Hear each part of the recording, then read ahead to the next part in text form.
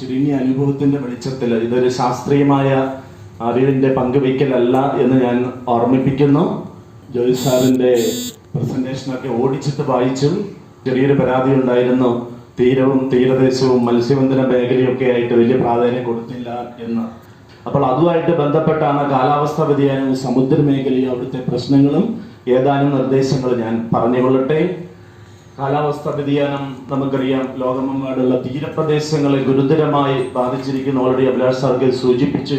പ്രത്യേകിച്ച് കേരളത്തിന്റെ പ്രത്യേകത 590 കിലോമീറ്റർ നീളമുള്ള തീരപ്രദേശം, 9 തീരദേശ ജില്ലകൾ, ഇതെല്ലാം കൂടുതൽ വൾണറബിൾ ആക്കി മാറ്റുന്നു.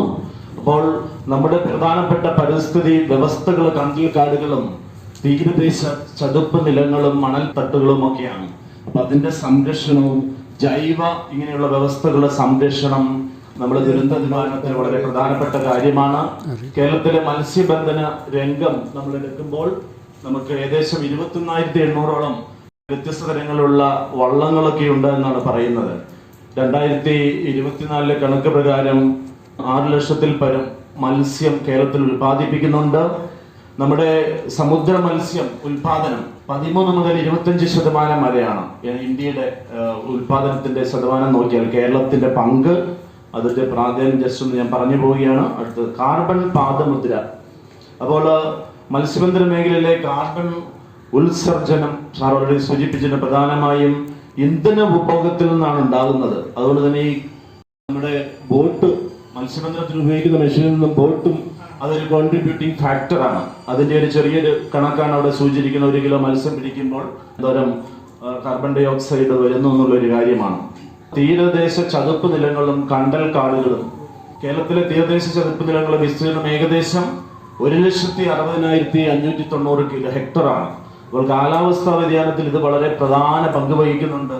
പക്ഷേ 84% തീരദേശ ചതുപ്പ് നിലങ്ങൾ നഷ്ടപ്പെടാൻ സാധ്യതയുണ്ടെന്നും ഉപ്പ് ചതുപ്പുകളുടെ 13% നഷ്ടപ്പെടാൻ കഴിയുമെന്നൊക്കെയാണ് ചെയ്യുന്നതെന്നാണ് കാലാവസ്ഥാ ശാസ്ത്രജ്ഞന്മാരൊക്കെ പറയുന്നത്. ചതുപ്പ് നിലങ്ങളെ പ്രാധാന്യം നിങ്ങൾക്കറിയാം. ജൈവ വൈവിധ്യ സമൃദ്ധമാണ്, കാർബൺ സംരക്ഷണ കേന്ദ്രങ്ങളാണ്. അപ്പോൾ ഇവ നശിക്കുമ്പോൾ എന്ത് സംഭവിക്കും നമുക്കറിയാം. അന്തരീക്ഷത്തിലേക്ക് കാർബന്റെ അളവ് കൂടും. അതുകൊണ്ട് കണ്ടൽ കാടുകള് ചുഴലിക്കാറ്റ് സമയത്തും ഇങ്ങനെയുള്ള ദുരന്ത സമയത്ത് വളരെ പ്രധാനപ്പെട്ട പങ്ക് വഹിക്കുന്നുണ്ട്. അതികഠിന കാലാവസ്ഥ, ശക്തമായ കാറ്റും കടൽക്ഷോഭവും പ്രളയവും ശക്തമായ മഴയും ഒക്കെ ഏറ്റവും കൂടുതൽ ബാധിക്കുന്നത് സമുദ്ര പരിസ്ഥിതിയെയും മത്സ്യസമ്പത്തിനെയുമാണ്. അപ്പോൾ കാലാവസ്ഥാ വ്യതിയാനവും തീരദേശ ദുർബലതയും, അതുപോലെ കാലാവസ്ഥാ വ്യതിയാനം മൂലം നമുക്കറിയാൻ വരുന്ന സമുദ്രത്തിൽ സംഭവിക്കുന്ന ഏറ്റവും പ്രധാനപ്പെട്ട മാറ്റങ്ങൾ ഇരിക്കുന്നത് സമുദ്രത്തിന്റെ ടെമ്പറേച്ചർ കൂടുന്നു എന്നുള്ളതാണ്. പ്ലവകങ്ങൾ എന്ന് പറഞ്ഞൊരു സൂക്ഷ്മ ജീവികൾ ഉണ്ട്. അത് വളരെ മൈക്രോസ്കോപ്പിക് ആയിട്ടുള്ള ജീവികളാണ്. അതിനെ ഭക്ഷിച്ചുകൊണ്ടാണ് നമ്മൾ ഈ സാധാരണ മത്തിയും ചാളയും ചെറു മത്സ്യങ്ങൾ അയിലയൊക്കെ കുഞ്ഞുങ്ങൾ, അവരുടെ കുഞ്ഞുങ്ങളുടെ പ്രധാന ആഹാരം ഇതാണ്.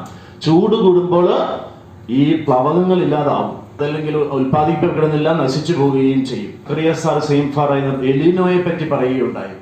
1940 ബ്രിട്ടീഷേഴ്സ് സമയത്ത് തന്നെ മത്സ്യം ചാളയും മത്തിയൊക്കെ നിരോധിച്ചിരുന്നു ഏതാനും വർഷങ്ങൾക്ക്. ഈ എലിനോ എന്നുള്ള ഒരു പ്രതിഭാസം സമുദ്രത്തിന്റെ ഉപരിതലത്തിലെ ചൂട് കൂടുന്നതിന്റെ ഭാഗമായി സമുദ്രജലമൊക്കെ ഗതിമാറി ഒഴുകുമ്പോൾ കാലാവസ്ഥ മാറ്റങ്ങൾ സംഭവിക്കുന്നതുകൊണ്ടാണ് പണ്ട് 10 വർഷത്തിലൊക്കെ ഒരിക്കൽ എലീനോ വന്നിരുന്നെങ്കിൽ ഇതിപ്പോൾ 5 വർഷമോ 2 വർഷമൊക്കെ കൂടുമ്പോൾ ഇങ്ങനെയുള്ള പ്രശ്നങ്ങള് സമുദ്രവുമായിട്ട് ബന്ധപ്പെട്ട് ദുരന്ത നിവാരണത്തിൽ വളരെ പ്രധാനപ്പെട്ടതാണെന്ന് കാണിക്കാൻ വേണ്ടി ഞാൻ സൂചിപ്പിച്ചു എന്നേ ഉള്ളൂ.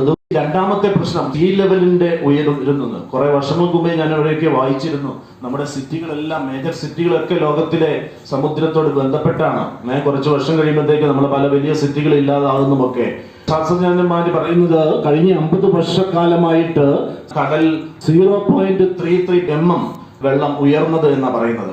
പക്ഷെ അടുത്ത 100 വർഷത്തിനുള്ളിൽ 1/2 മീറ്ററിനും 1 മീറ്ററിനും ഇടയിലാകുമെന്നാണ് പറയുന്നത്. യു ക്യാൻ ഇമാജിൻ 0.33 mm കൂടിയപ്പോൾ തന്നെ മില്യൺസ് ഡിസ്പ്ലേസ്ഡ് ആയിട്ടുണ്ട്.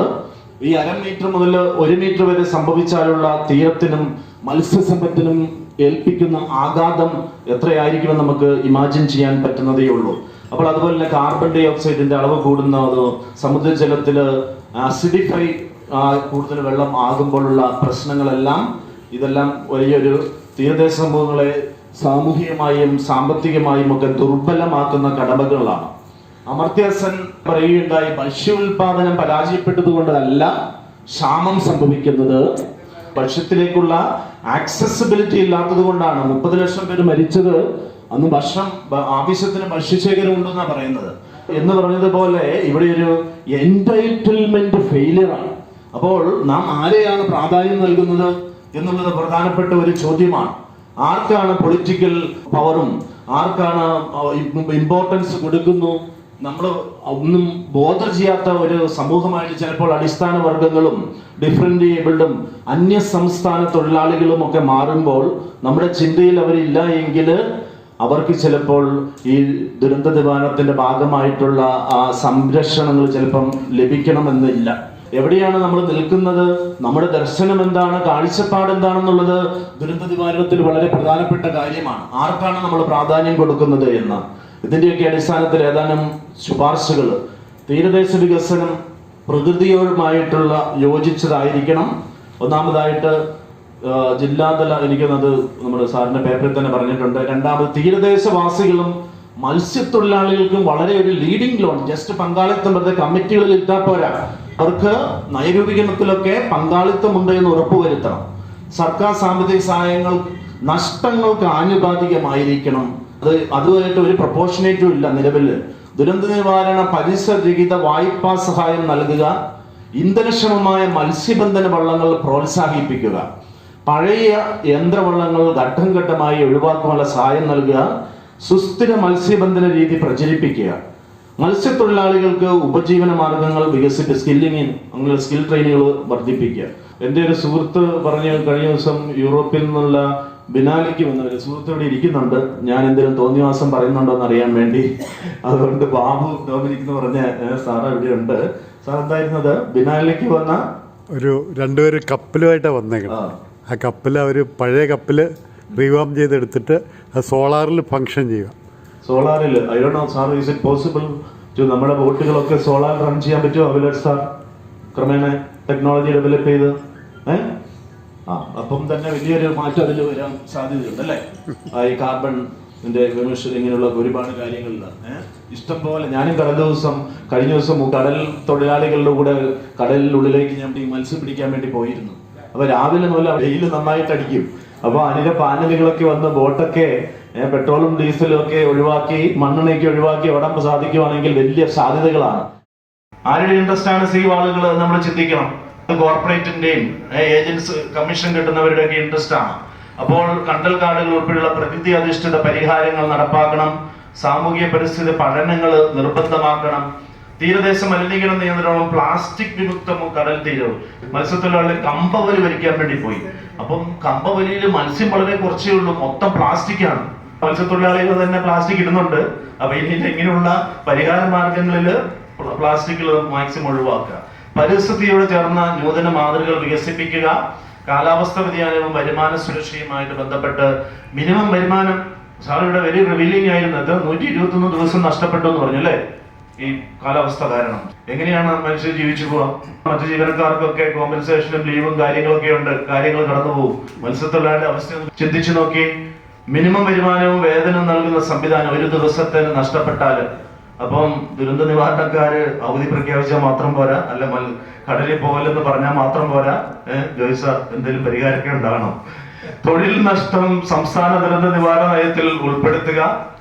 ഓക്കെ, സാമൂഹ്യ സുരക്ഷാ ഇൻഷുറൻസ്, ESI ഒക്കെ മത്സ്യത്തൊഴിലാളികൾക്കും കൊണ്ടുവരിക. സമഗ്ര ഇൻഷുറൻസ് പാക്കേജ്, ESI ആനുകൂല്യങ്ങൾ ഉൾപ്പെടുത്തുക. നയരൂപീകരണ തീരുമാന സംവിധാനങ്ങൾ മത്സ്യത്തൊഴിലാളി, ഞാൻ പറഞ്ഞത് ഒരു പ്രാതിനിധ്യം വെറുതെ പോരാ, സംഘടനാ പ്രതിനിധികൾ ഉൾപ്പെടുത്തുക. പ്രാദേശിക സമൂഹങ്ങളെ സജീവ പങ്കാളിത്തം ഉറപ്പാക്കുക. ഉൾനാടൻ മത്സ്യമേഖല സംരക്ഷണം, കായലുകള്, പുഴകള്, തടാകങ്ങൾ എന്നിവയിൽ അനിയന്ത്രിത മണ്ണ്, നാഷണൽ ഹൈവേക്ക് കൊല്ലത്തൊക്കെ മണ്ണെടുക്കുന്ന കായലിൽ നിന്നാണ്. അപ്പോൾ മണൽ ഖനനം കർശനമായി നിരോധിക്കുക. സുസ്ഥിര മാനേജ്മെന്റ് നയം, അതുപോലെ തന്നെ പാരമ്പര്യ അവകാശങ്ങൾ നിയമപരമായി അംഗീകരിക്കുക. ലൈസൻസ്, സംരക്ഷണ നടപടികൾക്കൊക്കെയുള്ള മുൻഗണന. പരിസ്ഥിതി സൗഹൃദ മത്സ്യബന്ധനത്തിന് പിന്തുണ നൽകുക. സബ്സിഡിയും പലിശരഹിത കുറഞ്ഞ പലിശ വായ്പ, ഗ്രീൻ എൻജിൻ റീപ്ലേസ്മെന്റ് പദ്ധതി, LPG അല്ലെങ്കിൽ CNG പോലുള്ള ശുദ്ധ ഇന്ധനങ്ങൾക്ക് പ്രത്യേക സബ്സിഡിയും, ഗ്രീൻ ഫിഷിംഗ് വില്ലേജ് മാതൃകാ ഗ്രാമങ്ങൾ വികസിപ്പിക്കുക. അതുപോലെ മത്സ്യത്തൊഴിലാളി ആരോഗ്യ സംരക്ഷണത്തിന് ആംബുലൻസ് ബോട്ട്, ജല ആംബുലൻസ് സംവിധാനങ്ങളൊക്കെ അവിടെ ഇവിടെയൊക്കെ ഉണ്ടെന്ന് കേൾക്കുന്നുണ്ട്. പക്ഷെ ആവശ്യം വരുമ്പോൾ ഇത് വർക്കിംഗ് കണ്ടീഷനിലല്ല. ജല ആംബുലൻസ്, പലരും ദുരന്തത്തിൽ കടലിൽ മരിച്ചുപോയി കഴിഞ്ഞാൽ മീൻസ് പ്രശ്നങ്ങൾ ഉണ്ടാകുമ്പോൾ കൊണ്ടുവരാൻ പറ്റുന്നില്ല. ഈ ലേറ്റ് ആവുന്നത് കൊണ്ട് തന്നെ ജീവൻ നഷ്ടപ്പെടുകയാണ്. അപ്പോൾ രക്ഷാപ്രവർത്തകരും പ്രാഥമിക ചികിത്സാ ഉപകരണങ്ങളിലും ഒക്കെ പരിശീലനം നൽകുക, സമയബന്ധിത ചികിത്സ ഉറപ്പുവരുത്തുക. ഒരു new way of looking at environment ആണ് ഈ കാലഘട്ടത്തിന്റെ ആവശ്യമെന്ന് എനിക്ക് തോന്നുന്നു. അതിന് നമ്മുടെ ലൗദാത്തെ സി എന്ന ഫ്രാൻസിസ് പോപ്പിന്റെ ഒരു ചാക്രിക ലേഖനത്തിൽ പറയുന്നുണ്ട്. അതിന്റെ ഒരു പ്രധാന പോയിന്റുകളാണ് rooted in saint Francis of Assisi, രണ്ടാം ക്രിസ്തു എന്നറിയപ്പെടുന്ന ഫ്രാൻസിസ് അസിസിയുടെ സ്നേഹത്തിലും ബഹുമാനത്തിലും സംരക്ഷണത്തിലും ഒക്കെ അധിഷ്ഠിതമായ ഒരു ചാക്രിക ലേഖനം. പ്രകൃതിയെയും മനുഷ്യനെയും ഒരുപോലെ സംരക്ഷിക്കാൻ ഒരു ചാക്രിക ലേഖനമാണ്. ഇങ്ങനെയുള്ള ഒരു, അതുപോലെ ഭൂമി നമ്മുടെ പൊതുഭവനം എന്തൊരു കോൺസെപ്റ്റ് ആണ്, care for our common home. അതുപോലെ ഇന്റഗ്രൽ ഇക്കോളജിയെ പറ്റി ഫ്രാൻസിസ് ഇതിൽ സംസാരിക്കുകയാണ്. പാരിസ്ഥിതിക പ്രശ്നങ്ങളും സാമൂഹിക പ്രശ്നങ്ങളും തമ്മിൽ ഇന്റർ കണക്റ്റഡ് ആണ്. നമുക്കറിയാം, ഒരു ദുരിതം വരുമ്പോൾ ഏറ്റവും കൂടുതൽ ബാധിക്കപ്പെടുന്നത് ദരിദ്രരാണ്, പാവപ്പെട്ടവരാണ്, അല്ലെ ഇൻഡസ്ട്രിയൽ മൈഗ്രൻസ് ആണ്. ക്രിട്ടിക് ഓഫ് കൺസ്യൂമറിസം, അമിതമായ ഉപഭോഗം, സ്വാർത്ഥ ലാഭം, പ്രകൃതി ചൂഷണം അവസാനിപ്പിക്കുക, revolution in life style and consumption. വരും തലമുറയ്ക്കായി ഭൂമിയെ സംരക്ഷിക്കേണ്ടത് നമ്മുടെ എല്ലാവരുടെയും ഉത്തരവാദിത്തമായിട്ട് ഏറ്റെടുക്കുക. മനുഷ്യവംശത്തിന്റെ കൂട്ടായ പ്രവർത്തനം, ഇക്കോളജിക്കൽ കൺവേർഷൻ, പാരിസ്ഥിതിക പരിവർത്തനം, പുതിയ ജീവിതശൈലി, മലിനീകരണം, കാലാവസ്ഥയെ പറ്റിയൊക്കെ പോപ്പ് ഇതിൽ സംസാരിക്കുന്നുണ്ട്. അതുപോലെ തന്നെ gift of universe is A gift of God, ദൈവത്തിന്റെ, അത് നമ്മളൊരു കാര്യസ്ഥന്മാരാണ്. സ്റ്റുവർഷിപ്പ്, എക്സ്പ്ലോയിറ്റിംഗ്, നർച്ചർ, അതിന് പകരം നർച്ചർ ചെയ്യുക, പ്രൊട്ടക്ട് ചെയ്യുക എന്നുള്ള ആതിഥ്യം. Free market politics is not a solution. അതുപോലെ അവസാനമായിട്ട് ഞാൻ അടുത്ത സ്ലൈഡ്, ഇത് രാഷ്ട്രീയം ഇവരുടെ പ്രൊമോട്ട് ചെയ്യാൻ വേണ്ടിയല്ല ഈ പിക്ചേഴ്സ് ഞാൻ കാണിച്ചിരിക്കുന്നത്. എനിക്ക് തോന്നുന്ന എല്ലാ പാരിസ്ഥിതിക പ്രശ്നങ്ങളുടെയും കാലാവസ്ഥ വ്യതിയാനത്തിന്റെയും ഒക്കെ സൊല്യൂഷൻ സോഷ്യലിസ്റ്റ് മാനവിക ജനാധിപത്യ മൂല്യങ്ങളിലേക്കുള്ള ഒരു തിരിച്ചുപോക്കാണ്. വേരുകളിൽ, വേ ബാക്ക് ടു റൂട്ട്സ്, നമ്മുടെ വേരുകളിലേക്കുള്ള ഒരു യാത്ര, അതിനെ പ്രതിനിധീകരിക്കുന്ന വ്യക്തികളെയാണ് ഞാൻ സൂചിപ്പിക്കുന്നത്. ഞാൻ ചെറുപ്പത്തിലെ, ഞാൻ കണ്ണൂര് കാവുമ്പായി എന്ന് പറഞ്ഞൊരു സ്ഥലത്താണ്, രക്തസാക്ഷികളൊക്കെ ഉള്ള ഒരു സ്ഥലമാണ് എൻ്റെ സ്ഥലം. EMS, ജ്യോതിബാസു, നായനാര് സിന്ദാബ എന്നൊക്കെയുള്ള പാട്ടൊക്കെ കേട്ട് ഞാൻ വളർന്നതാണ്. അപ്പൊ അവിടെ ജനാധിപത്യത്തിനും മാനസിക മൂല്യങ്ങൾക്കും ഒക്കെ അടിത്തറ പാകിയ EMSഉം AKGയും ജനഹൃദയങ്ങളിൽ ജീവിച്ച EK നയനാര്, നമ്മുടെ ഏറ്റവും നല്ല മുഖ്യമന്ത്രി എന്നൊക്കെ അറിയപ്പെടുന്ന അച്യുത മേനോൻ, നമ്മുടെ പരിസ്ഥിതി മേഖലകളിലൊക്കെ നിലപാടുകൾ ഉണ്ടായിരുന്ന VS, ഇവരുടെയൊക്കെ മൂല്യങ്ങളിലേക്കുള്ള ഒരു മടക്കയാത്ര വളരെ പ്രധാനപ്പെട്ടതാണ് എന്ന് ഞാൻ കരുതുന്നു. കാൾ മാർക്സ് തന്നെ ഒരു മതത്തിന്റെ സമന്വയവും ഏറ്റവും വലിയ ലിബറേഷനും റിവല്യൂഷണറിസ്റ്റും സോഷ്യലിസ്റ്റും ജീസസ് ക്രൈസ്റ്റ് ആണ്. ആ Jesus Christ I have come that they may have life and have it abundantly എന്ന് പറയുന്നുണ്ട്. ഈ ജീവന്റെ സമൃദ്ധിക്ക്, നല്ല കാലാവസ്ഥയ്ക്ക് ദുരന്ത നിവാരണ മാർഗങ്ങൾ പ്രധാനപ്പെട്ടതാണ്. ഇടതുപക്ഷ ചിന്തകര് ഈ ഡെവലപ്മെന്റ് പെർസ്പെക്റ്റീവില് ഒരു ആത്മീയതയുടെ അംശവും തിരിച്ചറിയണമെന്ന് ഞാൻ റിക്വസ്റ്റ് ചെയ്യുകയാണ്. മതത്തിന്റെ അല്ല, ആത്മീയതയുടെ. ആത്മീയത എന്ന് പറഞ്ഞാൽ റിലേഷൻഷിപ്പാണ്. Relationship with God, relationship with one another and relationship with nature.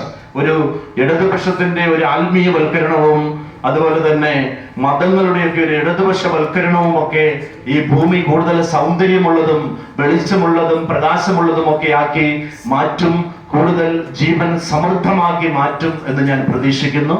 Thank you very much.